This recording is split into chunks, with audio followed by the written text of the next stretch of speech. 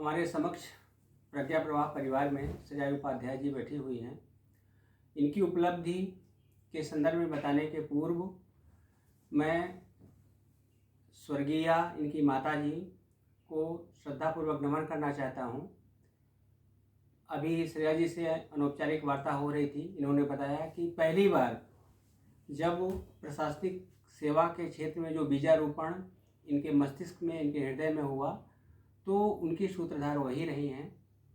और यह संयोग रहा या दुर्योग रहा, निश्चित रूप से बच्चों के संदर्भ में इससे बड़ा दुर्योग नहीं हो सकता कि उनकी माँ का साया उनके सिर से हट जाए।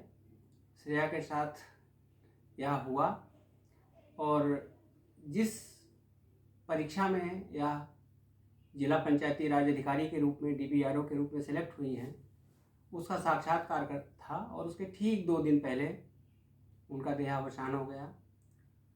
यह कहा जाता है कि भगवान सब जगह नहीं पहुंच पाते तो माँ को भेज देते हैं, माँ भगवान का रूप होती है। लेकिन यहाँ पर कुछ विचित्र सा हुआ। भगवान ने लगा कि हम अपना काम ठीक से नहीं कर पा रहे हैं, तो उन्होंने माँ को ऊपर बुला लिया। तो सबसे पहले उनको नमन है।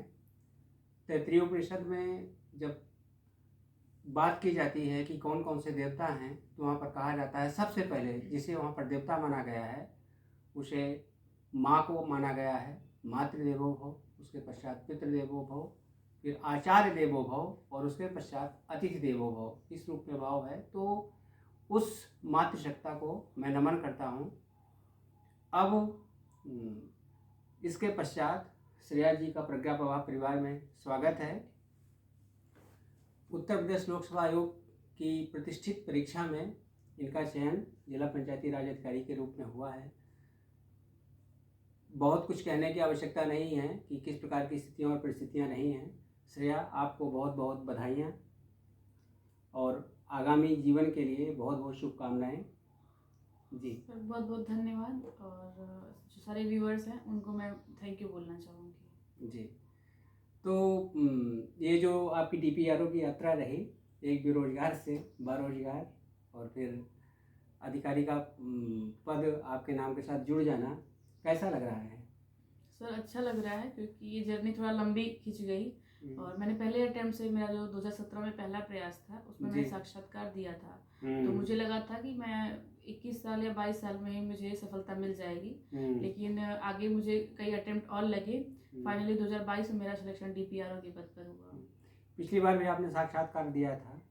जी सर, ये मेरा लोक सेवा आयोग में चौथा इंटरव्यू था। अच्छा, और साक्षात्कार में हमेशा आपको अच्छे नंबर प्राप्त होते रहे हैं? जी सर, साक्षात्कार में जब 200 नंबर के थे तो मुझे 125 प्लस मिला था और उसके बाद जब 100 नंबर के थे तो मुझे 70 प्लस मार्क्स मिले थे। जी, इस यात्रा के बारे में जानने के पूर्व जो आपकी पारिवारिक और शैक्षणिक पृष्ठभूमि रही है उसे मैं जानना चाहता हूँ, ताकि दर्शक से रूबरू हों और समझें कि यह यात्रा कहाँ से शुरू हुई और कैसे यहाँ पर पहुँची। जी सर, मेरी स्कूलिंग सरस्वती शिशु मंदिर से हुई है। इसके बाद मैंने बीएससी किया है रमाबाई राजकीय महिला महाविद्यालय अकबरपुर अम्बेडकर नगर से।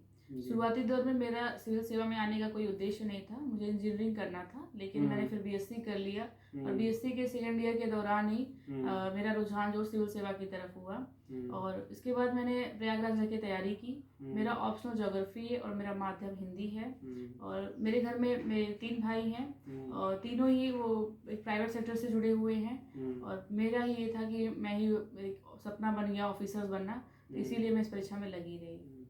ये सपना कब देखा, सोते हुए या जगते हुए? कैसे लगा तुम्हें कि नहीं मुझे ऑफिसर बनना है? सपना कैसे आया मन में?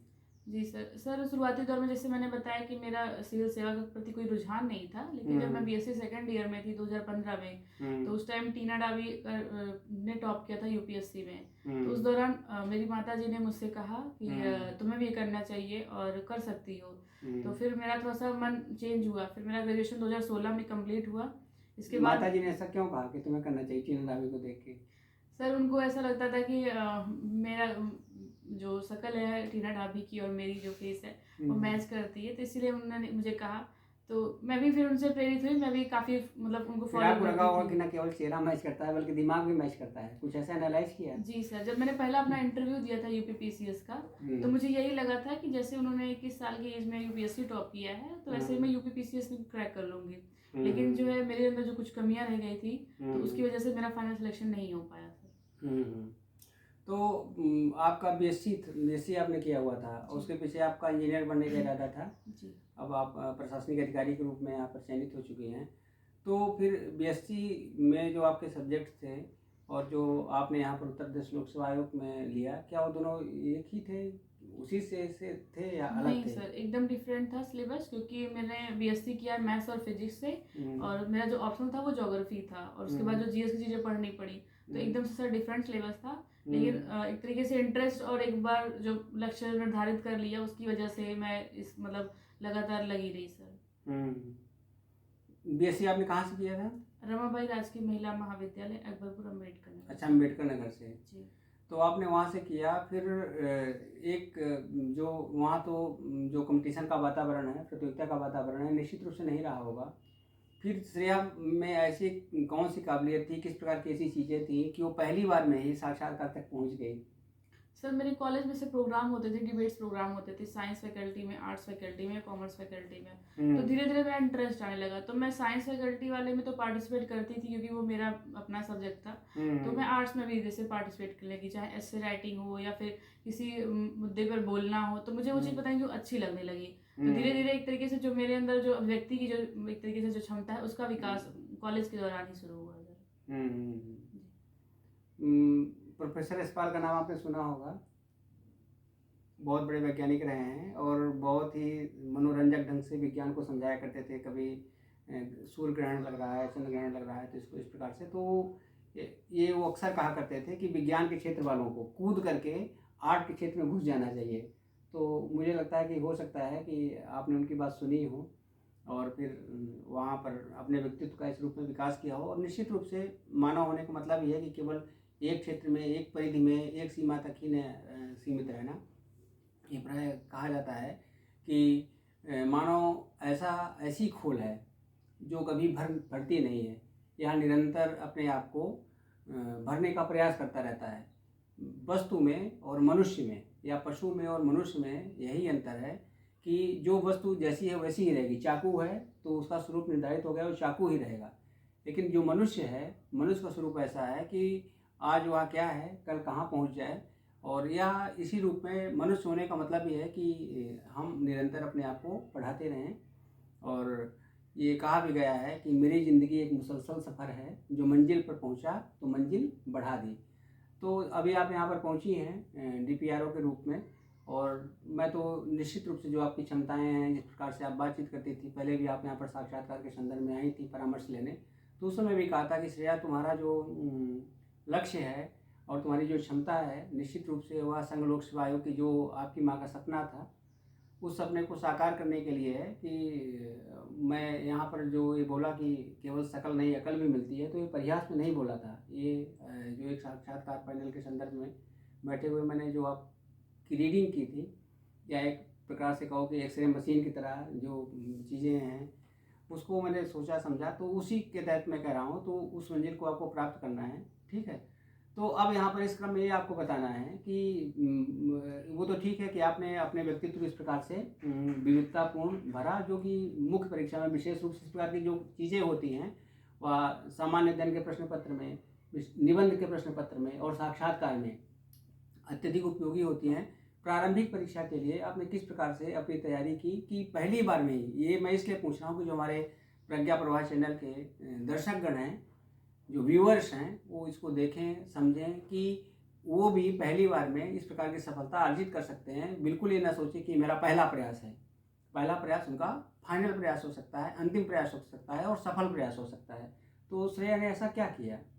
सर मैंने ज़्यादा से ज़्यादा टेस्ट पेपर सॉल्व किए, एनालिसिस किया कि मेरी कहाँ कमियाँ रह जा रही हैं। और मैंने अपनी एक्यूरेसी चेक की कि मैं कितना क्वेश्चन अटेम्प्ट करूंगी, उसका मेरा प्लस माइनस का कितना ओवरऑल मेरे मार्क्स आएंगे। तो मैंने जितना भी मैंने प्रीलिम्स दिया है तो मैंने मैक्सिमम देखा जाए तो 20 टेस्ट पीटी के दिए हैं।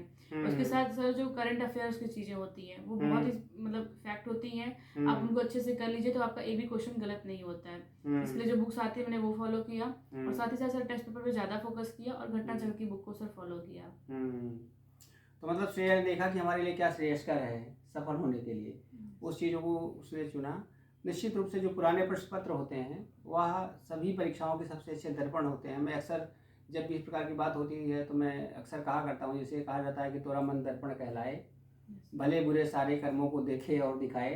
तो यहाँ पर कहा जा सकता है कि जो पुराने प्रश्न पत्र हैं वो दर्पण कहलाएं, सरल कठिन सारे प्रश्नों को देखें और दिखाएं। तो ये सबसे बड़े मार्गदर्शक वही होते हैं, निश्चित रूप से जो पुराने प्रश्न पत्र होते हैं वो होते हैं। तो ये आपका रहा। फिर एक इसी संदर्भ में एक और बहुत महत्वपूर्ण प्रश्न है, मैं सभी जो सफल प्रतियोगियों से मैं पूछा करता हूँ कि अब ये माइनस मार्किंग है, ऋणात्मक अंकन होता है, तो इसमें जो प्रश्न अटेम्प्ट किए जाने की स्टाइल होनी चाहिए, जो तरीका होना चाहिए, उसका क्या कुछ क्राइटेरिया आपने सोचा है? क्या तरीका होना चाहिए, क्या सोचना चाहिए, क्या सोच करके हल करना चाहिए कि जो नकारात्मक प्रश्नों की मार है उससे बचा जा सके और सफलता मिल सके? जी सर, जैसे सर अभी पैटर्न देखा जा रहा है यूपीपीसीएस का, तो थोड़ा सा वो चेंज हुआ है, यूपीएससी को फॉलो किया जा रहा है। तो इसके लिए जैसे मैंने बताया कि टेस्ट सीरीज जो सॉल्व करना ये बहुत ज़रूरी होता है। आप उस टाइम जब क्वेश्चन को फेस करते हो और हमें कई मेथड होते हैं, एलिमिनेशन मेथड में ज़्यादा यूज़ कर रही थी कि ये ऑप्शंस नहीं हो सकता, इनको रिमूव करिए तो आपके पास 2 ऑप्शन बचते हैं, तो आप उसमें गेस कर सकते हैं। तो जैसे अगर मैं ये कहूँगी ना, जो स्टूडेंट है वो 150 क्वेश्चन की जो प्रैक्टिस करेंगे उन्हें खुद पता चल जाएगा कि हमारा एक्यूरेसी कितना है, तो उस हिसाब से क्वेश्चन अटेम्प्ट करना है। और जो सब्जेक्ट आपका वीक है उस पर फोकस करिए, क्योंकि जैसे जो मेन पोर्सन है, हिस्ट्री हो गया, पॉलिटी हो गया, साइंस हो गया, इन्वायरमेंट हो गया, ज्योग्राफी हो गया, इन पे आप ज़्यादा फोकस करिए, साथ ही करंट अफेयर्स को फोकस करिए। तो ये सब करने के बाद जो है मुझे लगता है कि पीटी आपका आसानी से निकल सकता है, क्योंकि पीटी में ज़्यादा मार्क्स नहीं लाने होते हैं, फोकस कट ऑफ क्लियर करना होता है। तो जब तक आप अपना सेल्फ एनालिसिस नहीं करेंगे आपको पता नहीं चल पाएगा कि हम मतलब मेरी एक्यूरेसी कितनी है। अगर मैं आपसे सीधे तौर पर पूछूं कि आप कितना अटेम्प्ट करती थी, 150 में कितने प्रश्न अटेम्प्ट करती रही लगातार? जब से हमको लगता है आप दे रही होगी 17 से, तभी से माइनस मार्किंग तो रही ही है।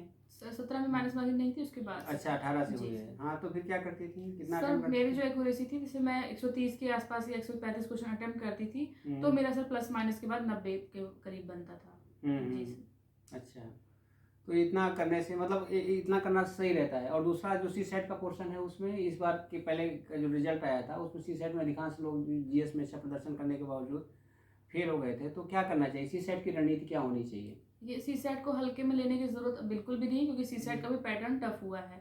तो आप जितने भी PYQ हैं उनको पेपर को सॉल्व करिए। जो मेन पोर्शन है, जैसे जो साइंस वाले बच्चे होते हैं या मैथ्स वाले बच्चे होते हैं, उनके लिए थोड़ा सा मैथ्स और रीजनिंग आसान हो जाता है, लेकिन जो आर्ट्स बैकग्राउंड के होते हैं उनके लिए वो चीज़ें टफ होती हैं। तो उतना टाइम आप उसमें देने की बजाय आप जो चीज़ें और भी, जैसे हिंदी पे आप फोकस कर लीजिए, सबट्रेक्शन वाले पोर्शन पे कर लीजिए, क्योंकि सबट्रेक्शन के क्वेश्चन रिपीट भी होते हैं और चांसेस भी रहते हैं सही होने के।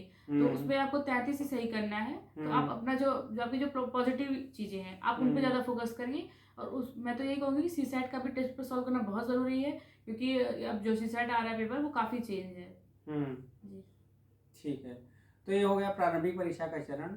और इसमें अगर ये कहा जाए कुछ अध्ययन सामग्री आप बताएंगे कि कहाँ कहाँ से आपने अपने जो सोर्सेज हैं, आपके सोर्सेज ऑफ स्टडी रही, तो किस प्रकार से कौन कौन सी पाठ्य पुस्तकों का आपने अनुशीलन किया, किनको किनको आपने देखा? सर प्री के लिए जो सब बेसिक बुक फॉलो करते हैं वही मैंने किया। NCERT की स्टार्टिंग होती है, इसके बाद स्टैटिक बुक, और लास्ट में जब आपका प्रीलिम्स है तो आप 3-4 महीने आप घटना चक्र की चीज़ें सॉल्व कर सकते हैं। और करंट अफेयर्स की जो बुक्स आती है मार्केट में, घटना सर और आई दृष्टि, वो फॉलो कर सकते हैं। पीटी के लिए सर मैंने भी वही फॉलो किया। अच्छा, ठीक है। उसके बाद फिर प्रारंभिक परीक्षा हो गई, अब आता है मुख्य परीक्षा का चरण। ठीक है, तो मुख्य परीक्षा के चरण में आपने अपनी तैयारी कैसे की और जो आपका तैयारी करने का तरीका रहा किस प्रकार से रहा? और फिर जो आप बता रही हैं आपका चौथा इंटरव्यू है, तो वो चौथे प्रयास में आपको सफलता मिली है, तो इसके पहले क्या आपको लगा कि कहाँ पर क्या दिक्कत रही है? इन सब प्रश्नों को उत्तर मैं जानना चाहता हूँ। सर मेरे मेंस में हमेशा 1-2 नंबर से मार्क्स रह जाते थे, तो कहीं न कहीं मुझे लगा कि जो मेरी आंसर राइटिंग है उसमें कमियाँ हैं। 2017 और 2018 और 2019 का जो मैंने 3 मेंस लिखा था, मैंने कोई भी गाइडेंस और टेस्ट सीरीज में जॉइन नहीं किया था। और इसी का परिणाम रहा कि फर्स्ट अटेम्प्ट में तो मेरा इंटरव्यू कॉल हुआ था, लेकिन दोनों बार में मेरा फिर मेंस क्लियर नहीं हुआ। फिर 2020 का भी मैंने अटेम्प्ट दिया, 2020 का मेरा इंटरव्यू कॉल हुआ था, लेकिन फाइनल रिजल्ट नहीं आया। फिर 2021 में मैंने जीएस के लिए अलग से और हिंदी ऐसे पे ज़्यादा फोकस किया और अलग से इनके नोट्स बनाए और जो पीवाईक्यू थे उन्हें सॉल्व किया, टेस्ट सीरीज ज्वाइन की। उसके बाद मेरे मार्क्स जो है वो सही आने लगे और उसी का परिणाम है कि आज मैं सेलेक्ट हूँ। और जैसे मैं कहूँगी कि हम जीएस पे ज़्यादा फोकस कर लेते हैं क्योंकि जीएस ब्रॉड सिलेबस होता है, लेकिन ऐसा देखा जाता है कि एग्जाम तक हम जीएस कवर भी नहीं कर पाते, हम हिंदी और एसए को इग्नोर कर देते हैं, जबकि वो 300 के मार्क्स जो है आपको हिंदी का पेपर ऐसा होता है कि आपको मैथ्स की तरह मार्क्स मिलते हैं। आप उन पे फोकस करके ज़्यादा स्कोर, कम समय में ज़्यादा स्कोर, ये वाली टेक्निक अपनानी चाहिए। और एसए में भी वही करना चाहिए। जैसे मैंने पहला अपना जब मेंस लिखा था तो मैं डायरेक्ट एग्जाम हॉल में अपना पहला एसए लिखी थी। फिर बाद में मुझे लगा कि मैं एसए नहीं, मतलब मैं फैक्ट वाली चीज़ें या रिपोर्ट कोई लिखती हूँ। फिर धीरे धीरे करके वो चीज़ें आज बढ़ी, फिर मैं प्रैक्टिस पे आया, तब फिर मुझे सर अच्छे मार्क्स मिलने लगे। तो इसके लिए आपने कहा क्या किया, कौन कौन सी टेस्ट सीरीज ज्वाइन की, क्या किया, कहाँ से आपने मार्गदर्शन प्राप्त किया? सर मैंने mains GS mains test series join की थी और मैंने स्पेशली हिंदी और एसए पे 2021 में मैं प्रज्ञा प्रवास चैनल से जुड़ी थी। डॉक्टर सीएल त्रिपाठी सर, आपसे सर जुड़ी थी। तो मुझे हिंदी और एसए में सर मतलब मेरे पास कोई प्रॉपर गाइडेंस नहीं थी, मैं ऐसे ही जो ऑनलाइन चीज़ें थी उससे पढ़ के ही मैं अपना एग्जाम देती थी। लेकिन आपके बारे में सर जब मुझे पता चला तो फिर मैं इससे जुड़ी और मुझे काफ़ी हेल्पफुल हुआ। जैसे मुझे व्याख्या, भावार्थ, संक्षेपण और जो मुहावरे थे, इन सब में काफ़ी दिक्कतें होती थी क्योंकि जो बेसिक चीज़ें थी वो मैं लिखती थी लेकिन मार्क्स आते नहीं थे। तो फिर क्या कमियां रह गई, इससे मुझे बहुत लाभ हुआ। तो अगर मैं अलग बात करूँ, जैसे व्याख्या में करती थी तो फिर मतलब जो चीज़ें लिखी है मैं उसको थोड़ा सा विस्तार कर देना, इन सब टाइप की चीज़ें समझती थी। लेकिन जो उसका जो टेक्निक होता है व्याख्या लिखने का, उसमें हम क्या और टिप्पणियाँ वगैरह लिख सकते हैं, समसामयिक की घटना से कैसे उसको रिलेट करना, ये सब चीज़ें सर मेरे ग्रुप पे बहुत लाभ मिला। फिर भावार्थ के संदर्भ में सर यही बातें हैं। और सर संक्षेपण में, क्योंकि संक्षेपण में क्या होता है कि 1/3 लिखना होता है, तो हम उसको समराइज करने की कोशिश तो करते हैं लेकिन जो उसका मूल होता है, भाव होता है, वो नहीं कर पाते हैं। तो ये संक्षेपण भी मैंने जो टेस्ट ज्वाइन की थी हिंदी की प्रज्ञा प्रवास चैनल पे, तो उससे भी मुझे सर बेनिफिट मिला। और मुहावरे सर जो बहुत इंपॉर्टेंट होता है, 30 नंबर के मुहावरे आते हैं। अर्थ तो हम थोड़ा बहुत जानते भी हैं, लेकिन जो वाक्य प्रयोग होता है वो भी बहुत ज्यादा मतलब वैल्यू करता है, क्योंकि वाक्य प्रयोग में क्या होता है, हम बचपन से ही सीखे होते हैं कि जनरल वाक्य प्रयोग करना। लेकिन जो आप पीसीएस के जो हम लिखते हैं उसमें जरूरी है कि आप करंट से उसको अपडेट करें या फिर कोई भी घटना से लिंक करें। तो ये सब जो चीज़ें हैं ये मैं प्रज्ञा प्रवास चैनल से ही मैंने सीखा। साथ ही साथ सर निबंध की मैं बात करूँ तो निबंध मेरा अच्छा नहीं था क्योंकि मेरे मतलब निबंध में फ्लो नहीं आ पा रहा था। तो मैं प्रज्ञा प्रवास चैनल से जुड़ी और यहाँ पे मैंने सर 3-4 ऐसे लिखे। और सबसे बड़ी बात है जो निबंध की शैली है कि कोई भी टॉपिक आपको दे दिया जाए, आपको कैसे प्रेजेंट करना है ये जानना बहुत जरूरी है। और निबंध में एक लिंक होना चाहिए। जैसे पहले में मेरी कमियां थी, मैं अच्छे से उसको लिंक करके नहीं लिख पाती थी, लेकिन सर के ग्रुप से मैं जुड़ी और उसमें कई लोगों की कॉपियां भी मैंने देखी, उनसे मुझे बहुत कुछ सीखने को भी मिला और निबंध इस बार मेरा अच्छा गया था। तो इस तरीके से मैं प्रज्ञा प्रवास चैनल से जुड़ी और मुझे काफी अच्छा लाभ हुआ। किनकी कापी आप देखी जिससे आपको काफी अच्छा लगा हो, किनकी कापी काफी प्रेरक रही हो, अच्छी रही हो निबंध में? जी सर, निबंध में तो मैम सिप्रा मैम है, उनकी ऐसे की कॉपी बहुत अच्छी होती है और उनके जो कोट्स होते हैं वो हम हमेशा लर्न करके रख लेते थे कि हम अपने ऐसे में वो चीजें मेंशन डॉक्टर करते थे। सिप्रा पांडे जो पिछले बैच में डिप्टी एसपी में टॉपर रही हैं, जी सर, जी वो ग्रुप से जुड़ी। जी जी, ठीक है। ये माना जाता है श्रेया कि जो व्याख्या होती है, जो निबंध होता है और जो मुहावरों का प्रयोग होता है, यह आपके व्यक्तित्व का लिखित दर्पण होता है। ठीक है, मतलब उसमें आपका व्यक्तित्व झांकता है। अगर आप मुहावरों का प्रयोग कर रहे हैं और मुहावरों के प्रयोग में आपने सांस्कृतिक संदर्भों को प्रस्तुत कर दिया, ठीक है, आपने ऐतिहासिक संदर्भों को प्रस्तुत कर दिया, आपने समसामयिक संदर्भों को प्रस्तुत कर दिया, तो निश्चित रूप से इसका आपके जो ज्ञान है उसकी विविधता झलकती है, आपकी जो सोच की समृद्धि है वो पता चलता है। और फिर उसमें हमेशा ये भी ध्यान रखना चाहिए कि जो आपका प्रयोग का तरीका हो वह सकारात्मक हो, सकारात्मक दृष्टिकोण से संबंधित हो। तो इस रूप में निश्चित रूप से इस पर बहुत ध्यान देने की आवश्यकता है। अब दूसरा भाग निबंध हो गया, सामान्य हिंदी हो गया, और दूसरा भाग जीएस का पोर्शन है। तो हम लोगों के साथ में जो जीएस का एक भाग है, तो उसमें आपने कहाँ से उसका मार्गदर्शन लिया? सर जीएस के लिए मैंने तो सबसे पहले अपने खुद के नोट्स बनाए, उसके बाद जो स्टैटिक मटेरियल था मैंने उन्हें फॉलो किया। और सर इसके साथ मैंने टेस्ट सीरीज ज्वाइन की थी फुल लेंथ की। और सर इसके बाद मैंने आपके चैनल से और विवेक सर के जो डिप्टी कलेक्टर का बैच है मैं उससे जुड़ी रही, तो उससे सर काफ़ी हेल्पफुल हुआ। अच्छा, विवेक सर का target deputy collector with Vivek. जी सर। ठीक है, तो उसमें उत्तरों का प्रस्तुतिकरण है, जो मॉडल आंसर्स हैं, ये सबसे आपको लाभ मिला। जी सर। ठीक है, तो उसके पश्चात जो आपका हास्य विनोद की शैली रही है, साक्षात्कार में भी एक बार ऐसा हुआ था कि आपने वहाँ पर हंसना शुरू कर दिया था? नहीं सर, साक्षात्कार में ऐसा नहीं हुआ था। और इस बार मैंने कहीं साक्षात्कार नहीं दिया था। मैंने पर्सनली या मेरे जो मेंटर हैं doctor C S Tripathi sir, मैंने उन्हें अपना एक मॉक इंटरव्यू दिया था और मैंने कोई साक्षात्कार इस बार नहीं दिया था। और उन्होंने बहुत मतलब जो मेरे जो वीक पॉइंट है उन्होंने वो मेंशन किया, तो मैंने उस पर काम किया। तो ये है कि मेरा साक्षात्कार अच्छा गया था सर। अच्छा, साक्षात्कार कुछ ऐसा कोई ऐसा प्रश्न जो आपको लगा हो जिसमें आपको बहुत उलझना पड़ा हो, या जिस पे जो बोर्ड है वो हंस दिया हो आपके? केवल मैं इसी साक्षात्कार की बात नहीं कर रहा हूँ, पिछले 4 इंटरव्यू आपके रहे हैं, तो उनमें कोई ऐसा हो जो अभी तक आपके मानस पटल पर अंकित हो, मेमोरी में अंकित हो?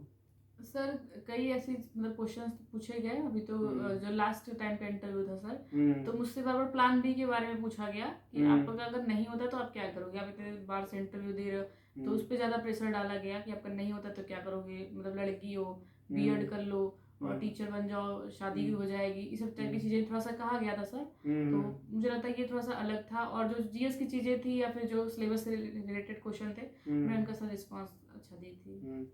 अच्छा, अभी तो मुख्य परीक्षा में विषय भी हुआ करता था, ये मैं प्रश्न नहीं पूछ पाया कि मुख्य परीक्षा में आपका विषय क्या था, ऑप्शनल विषय क्या था? सर मेरा ज्योग्राफी था सर। अच्छा, अब तो उत्तर प्रदेश लोक सेवा आयोग से ज्योग्राफी सब्जेक्ट के सारे सब्जेक्ट हट गए हैं। जी सर। और अभी आपको भविष्य में संघ लोक सेवा आयोग की परीक्षा भी देनी है। और मैं अपने प्रज्ञा प्रवाह चैनल के दर्शकों को यह बताना चाहता हूँ और साथ में श्रेया को बधाई भी देना चाहता हूँ कि संघ लोक सेवा आयोग की परीक्षा के लिए एक तैयारी के लिए एक स्कॉलरशिप का आयोजन होता है, उसमें श्रेया अभी सफल हुई हैं, उसके लिए आपको बहुत बहुत बधाई। तो निश्चित रूप से आप वहाँ पे जाएंगी, और जैसा कि जो स्कॉलरशिप का प्रोग्राम था अस्मिता, तो आपकी अस्मिता वहाँ पर ये योग दर्शन का शब्द है और यह बताता है कि अस्मिता शब्द अश्म से बना है। अश्मी, अश्मी माने हूँ, ठीक है, जिसे लोग कहते हैं अहम अश्मी, मैं हूँ। तो आपको वहाँ पर सिद्ध करना है कि नहीं मैं हूँ, किस रूप में हूँ, अहम क्या कहते हैं, जिलाधीशम अश्मी, मैं क्या हूँ, जिलाधीश हूँ। बोलो, अहम जिलाधीशम अश्मी। अहम जिलाधीश नहीं बोल पा रहे क्यों? अहम जिलाधीशम अस्मि। तभी अस्मिता शब्द क्या होगा, सार्थक होगा। और ये प्रायः मैं इसलिए भी आपसे बुलवा रहा हूँ कि ये हमेशा इस शब्द का प्रयोग किया जाता है नारी अस्मिता के संदर्भ में। तो आप जब वहाँ पे जाओगे तो आपको निश्चित रूप से इस क्षेत्र में काम करना चाहिए और काम करना भी पड़ेगा। और आप स्वयं अपने आप को वहाँ पर इस रूप में प्रस्तुत करोगे कि जैसे अभी आप टीना ढाबी का नाम आया और टीना ढाबी से माँ प्रेरित हुई, उन्होंने आपके अंदर वो प्रेरणा जगाई और वो प्रेरणा आज यहाँ पर फलीभूत हो रही है कि एक गांव की लड़की जो कि किसी अच्छे यूनिवर्सिटी में पढ़ने को उसको मौका नहीं मिला, यहाँ पर आती है और उसके बाद वो DPRO के पद पर सिलेक्ट होती है। और उन विषम परिस्थितियों में भी न केवल सिलेक्ट होती है बल्कि पहली बार में ही वो साक्षात्कार तक पहुँचती है। महात्मा गांधी हमेशा कहा करते थे पूर्ण प्रयास ही पूर्ण विजय है।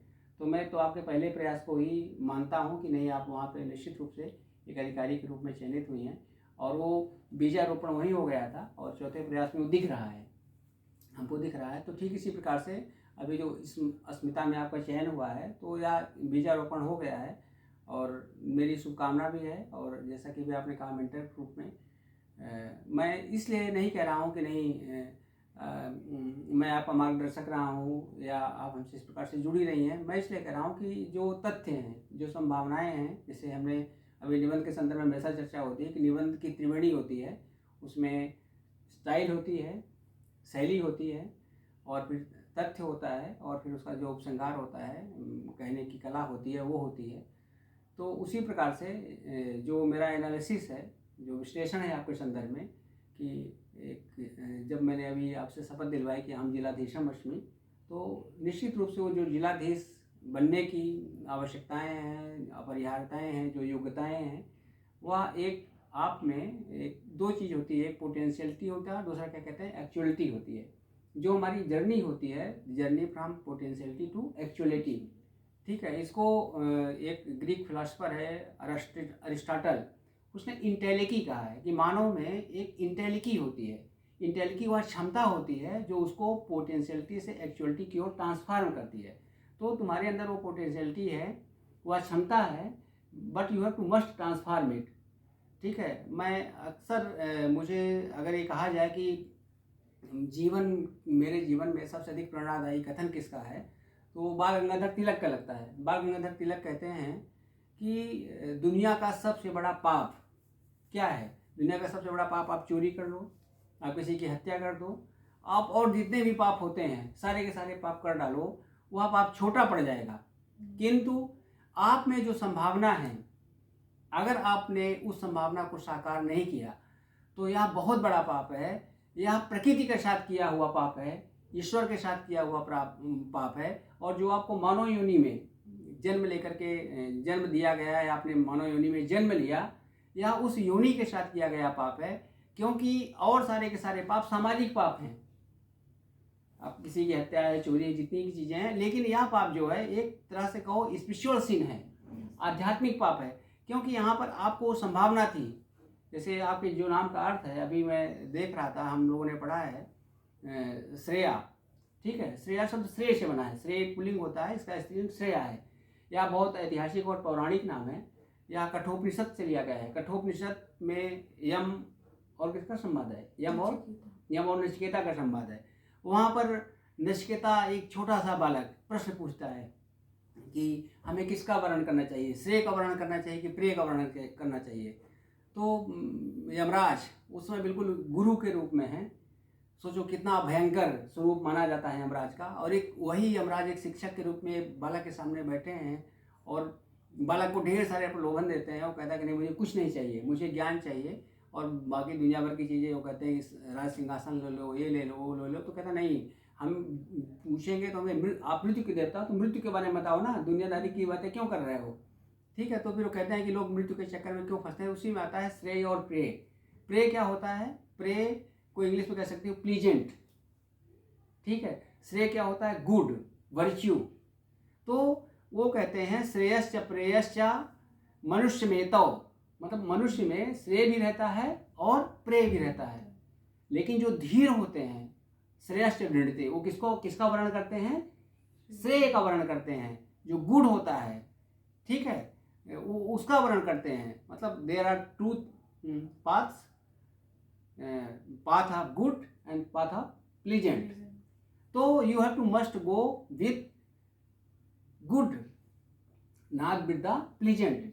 अगर आप प्लीजेंट के साथ जाओगे तो कुछ दिन की ये चीज़ें हैं, 4 दिन की चांदनी है, फिर अंधेरी रात हो जाएगी। लेकिन जो श्रेय का पथ है वह हमेशा दमकता हुआ हीरा है, वो हमेशा चमकता रहेगा। आप चाहे बाल्यावस्था में हो, चाहे युवावस्था में हो, चाहे वृद्धावस्था में हो, इट डायमंड्स ऑलवेज शाइन। जो श्रेय का डायमंड है वो हमेशा चमकता रहता है। Then you have to also shine, आपको भी यही शाइन करना है। जो ये शाइनिंग की जर्नी है यह निरंतर जारी रहेगी। और हम मनुष्य के रूप में आए हैं तो मेरा ये कर्तव्य भी बनता है कि हम अपनी मानवता को इतना एक्सप्लोर कर दें कि जो मानव है वह एक तरह से माना जाता है कि जो भगवान राम की यात्रा है, यह यात्रा क्या है? यह नर से नारायण की यात्रा है। या हम वो पौराणिक बात हो सकती है, सांस्कृतिक बात हो सकती है। अब सीधे सीधे महात्मा गांधी को देख सकते हैं। महात्मा गांधी की यात्रा क्या है? कोई ऐसा नहीं है कि वो किसी मठ से जुड़े रहे हों तब उनको महात्मा शब्द मिला है। महात्मा गांधी की जो यात्रा है वह बालक मोहनदास करमचंद गांधी से महात्मा गांधी होने की यात्रा है। तो यह यात्रा किस रूप में है कि उन्होंने निरंतर अपने आप को परिमार्जित किया, हमेशा प्रेय की अपेक्षा श्रेय का वर्णन किया। उनके सामने भी प्रेय थे, ढेर सारी चीज़ें थी, कोट पैंट सूट बूट, और दीवान के बेटे थे, सारी चीज़ें थी। लंदन में उसमें हम लोग सोच नहीं सकते, अभी भी मैं तो सोच भी नहीं सकता कि लंदन किधर है, कहाँ है, कैसे पहुँच सकते हैं। लेकिन वहाँ पर उन्होंने पहुँचे, पढ़ाई की, वकालत की। लेकिन वहाँ पर भी उन्होंने प्रेय को किनारे कर दिया और किसका वर्णन किया? श्रेय का वर्णन किया। तो श्रेय का जो रास्ता है निश्चित रूप से बहुत दुर्गम हो सकता है, कठिन हो सकता है, प्लीजेंट निश्चित रूप से नहीं होगा, लेकिन जो धीर लोग होते हैं वह किसका वर्णन करते हैं? श्रेय का ही वर्णन करते हैं और प्रेय के पीछे नहीं भागते हैं। तो ये इतना थोड़ा जो व्याख्यान बड़ा हो गया है, इसलिए मैं कह रहा हूँ कि DPRO आपका प्रेय हो सकता है, लेकिन श्रेय क्या है? श्रेय आपका जो संघ लोक सेवा की परीक्षा है वहाँ है, आपकी तैयारी लगभग इस क्षेत्र में ठीक है, इसको और थोड़ा सा क्या करना है, इसको परिमार्जित करना है। अब हमारा ये चरण पूरा हुआ, मतलब प्रारंभिक परीक्षा का, मुख्य परीक्षा का और क्या साक्षात्कार का चरण। अब मैं ये जानना चाहता हूँ कि जैसे आप निराश हुई, आप परेशान हुई, तो फिर ये कोई ऐसा नहीं कि पहली बार में सभी को सफलता मिल जाती है। कुछ लोगों को बहुत प्रयास करना पड़ता है। आपके पास भी जब आप सफल हुई होंगी तो तमाम लोगों के मैसेज आए होंगे कि मेरा नहीं हो रहा है, मैं क्या करूँ। तो श्रेया अपने आप को कैसे संभालती थी, अपने आप को कैसे मैसेज करती थी, अपने आप को कैसे एनर्जी, अपने अंदर एनर्जी लाती थी, या तमाम इस प्रकार के जो संतरास के क्षण होते थे, परेशानियों के क्षण होते थे, उनसे श्रेया कैसे निकलती थी?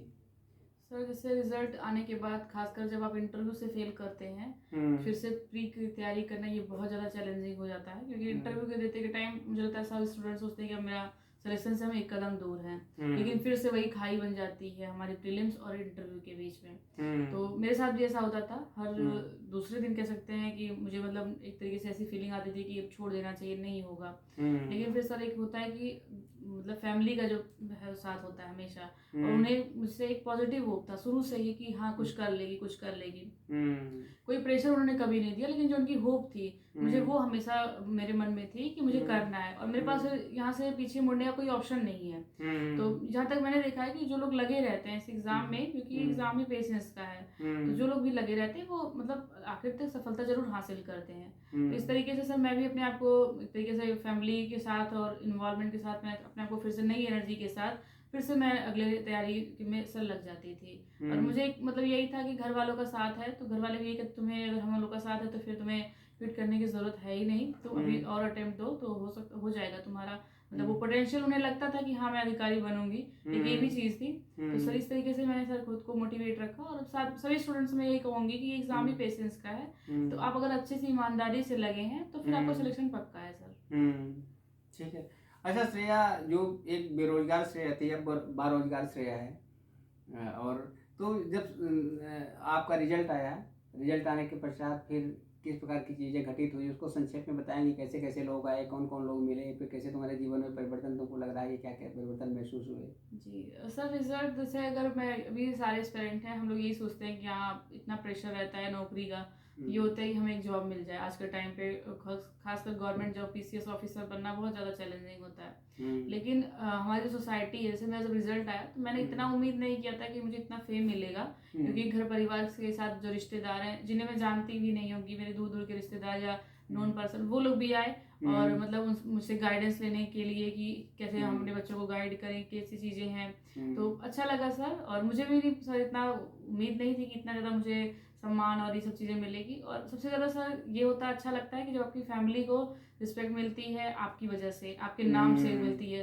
तो मुझे लगता है ये सबसे बड़ी बात होती है एक माँ बाप के लिए, कि उसके बच्चे के द्वारा उसको पहचाना जाए। तो जो मेरी सबसे बड़ी उपलब्धि है, मुझे लगता है यही है, क्योंकि नौकरी मिलना और नौकरी ना मिलने के बीच में थोड़ा सा गैप होता है, लेकिन जो ये सम्मान और ख्याति है ये एक सर अलग वैल्यू रखती है।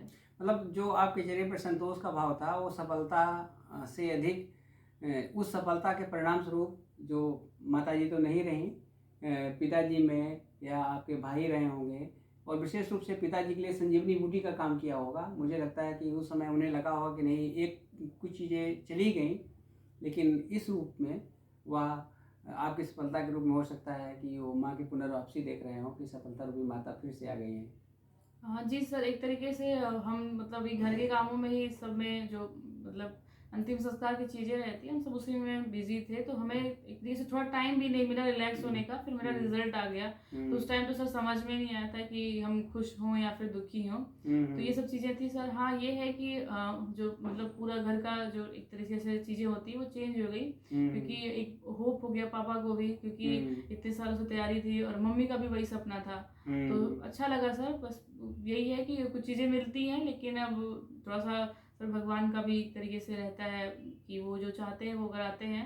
तो मैं यही कहूँगी सभी स्टूडेंट्स से कि कि अगर आपके माँ बाप आप पे ट्रस्ट करते हैं तो उनको पूरे लॉयल 100% तरीके से आप उनका जो एम है या अपना जो एम है वो पूरा करिए। क्योंकि मुझे एक पछतावा हमेशा रह जाएगा, क्योंकि मैंने देरी कर दी सिलेक्शन लेने में, क्योंकि जो मैं अपनी माँ के लिए करना चाहती थी वो मैं नहीं कर पाऊँगी।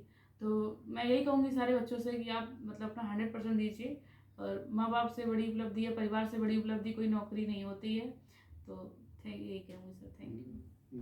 अच्छा, अभी कुछ चीज़ें और पूछनी है श्रेया। थैंक यू अभी बोलने की आवश्यकता नहीं है, मैं समझ रहा हूँ तुम भावुक हो रही हो।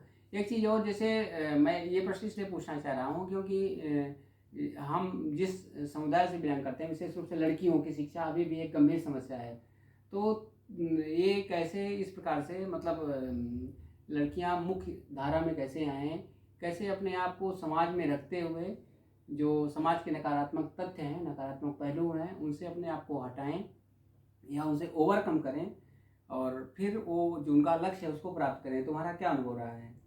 सर मेरा अनुभव ये रहा है कि मुझे इस मामले में सर कभी कोई भेदभाव का सामना नहीं करना पड़ा। मेरे 3 भाई हैं सर, और मैं मतलब सिंगल लड़की हूँ। लेकिन जो मेरे मम्मी पापा हैं उन्होंने मुझे मतलब बराबर इक्वली प्यार दिया, इक्वली जो मतलब जो अवसर देना चाहिए था भाइयों को वही मुझे भी दिया। लेकिन बहुत सी लड़कियां होती हैं कि उनको मतलब भाइयों को पढ़ाया जाता है, लड़कियों को कहा जाता है कि आपका दहेज में पैसा देने, ये सब चीज़ें हैं। तो मैं मतलब इसमें दोनों की भूमिका है, एक परिवार की भूमिका और एक लड़की की भूमिका है। अगर आप अपने जीवन में कुछ करना चाहते हैं तो आप दृढ़ता के साथ लगे रहिए, आप बैकफुट पर ना आइए। मेरी मम्मी सर कहती थी कि अगर तुम्हें लगता है कि तुम सही हो तो तुम किसी से मत डरो, और अगर तुम्हें लगता है कि तुम गलत हो तब तुम भले बीच पे पीछे आओ। तो मुझे लगता था कि सर जो मेरा डिसीजन है वो सही है। तो ये हर लड़की या हर स्टूडेंट पे अप्लाई होता है कि अगर आपको लगता है आप इस फील्ड में आप डिसीजन ले लिए हो तो उसके लिए हर तरीके से लड़ो। जैसे आप ये मत सोचो कि हमारे पास मतलब आर्थिक दिक्कतें हैं या सामाजिक दिक्कतें, पारिवारिक दिक्कतें, कोई भी दिक्कतें सर मुझे नहीं लगता कि एक टाइम बाद बाधा पहुंचा सकती है। आप उन्हें कन्विंस करो। जैसे लड़कियों का ये होता है कि हमारी सोसाइटी में शादी कराने का, तो आप उन्हें कन्विंस करो, उन्हें विश्वास दिलाओ कि आप हमें साल भर का 2 साल का टाइम दीजिए, मैं उसमें कुछ अच्छा आपको रिजल्ट रिस्पॉन्स करूंगी, तो उससे मेरी जो लाइफ होगी आने वाले समय वो ज़्यादा ही बेटर होगी। और लड़की की तो होगी सर, माँ बाप की भी जो ख्याति होती है वो एक अलग लेवल की होती है। बेटी के नाम से माँ बाप का पहचान जाना ये बहुत बड़ी बात होती है। साथ ही साथ अगर पेरेंट्स की भूमिका की बात करें, ये ज़्यादा इंपॉर्टेंट है। आप सोसाइटी को ना देखें। अगर आपका बच्चा जो भी कुछ करना चाहता हो, चाहे वो यूपीएससी करना चाहता हो, चाहे इंजीनियर बनना चाहता हो, आप उसे सपोर्ट करें, अपने बच्चे पर ट्रस्ट करें, और एक जो डिस्टेंस होता है माँ बाप के जो वो बिल्कुल ना रखें। क्योंकि जो आपके सबसे अच्छे फ्रेंड्स होते हैं वो आपके मम्मी पापा होते हैं। अपनी बातें शेयर करें और सब चीज़ें ऐसा है। तो मुझे लगता है जो आजकल के टाइम में बच्चे डिस्टेंस बना लेते हैं पेरेंट्स से, तो वो नहीं होना चाहिए। आपकी जो भी बातें आप डिस्कस करिए और उनके जो ट्रस्ट है उसको आप पूरा करने की कोशिश करिए। ठीक श्रेया, निश्चित रूप से जो आपने बहुत ही नेचुरल, और ये इसमें कहीं कोई बनावटीपन नहीं है, आपकी बातों से सीधे सीधे जो स्वाभाविकता है या जो जीवन आपने जिया है और जो आपने अंदर सफलता को जीवंत किया है उसी को आपने यहाँ पर अभिव्यक्त भी किया है। और ये मेरा प्रश्न इसलिए भी था क्योंकि हमारी भी एक बेटी है और मैं ये चाह रहा था कि किस प्रकार से वो भी इन चीज़ों से प्रेरणा ले और आगे बढ़े और सोचे कि किस प्रकार से अगर श्रेया दीदी हो सकती है तो फिर मैं क्यों नहीं हो सकती हूँ। तो एक पिता का धर्म भी यहाँ पर मैं निर्वहन कर रहा था, तुम्हारे संदर्भ में भी उसके संदर्भ में भी, तो ये चीज़ मुझे ठीक लगी। अब एक बस इसी के साथ मैं समापन करना चाहूँगा कि अभी तक की जो आपकी सफलता की यात्रा रही है, इसमें अथर्ववेद का एक सूक्त है, सूक्त का एक बहुत अच्छा वाक्य है जो काफ़ी प्रभावित करता है।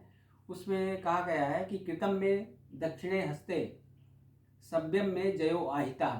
मतलब यदि आप दाहिने हाथ से प्रयास करते हो, कृतम में दक्षिणे हस्ते, अगर आप दाहिने हाथ से मतलब पूरे मन से प्रयास करते हो तो जयो, जयो माने विजय, वो बाएं हाथ में आ जाती है। मतलब जिसको कहते हैं कि सफलता प्राप्त करना तो बाएं हाथ का खेल है।